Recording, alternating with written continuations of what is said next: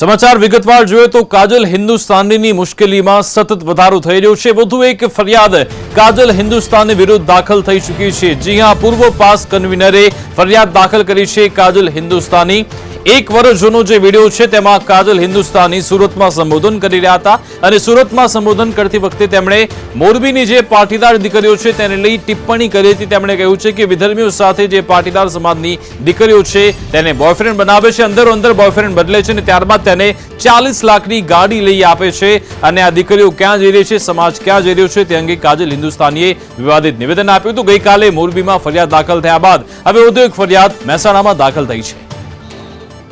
આજ અંગે જાણકારી આપશે સંવાદદાતા પાયલ ફોન લાઈન પર જોડાઈ ગયા છે। પાયલ, શું ફરિયાદ દાખલ થઈ છે? ફરિયાદમાં શું ઉલ્લેખ છે?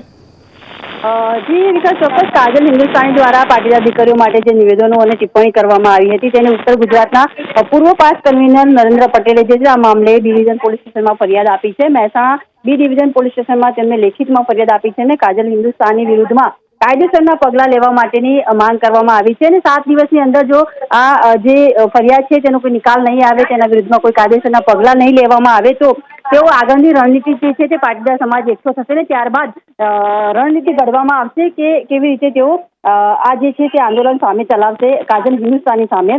તેવા પ્રકારની નરેન્દ્રભાઈ જે છે તેમને જવાબ આપ્યો છે કાજલનો। બિલકુલ, આભાર પાયલ તમામ જાણકારી આપવા બદલ।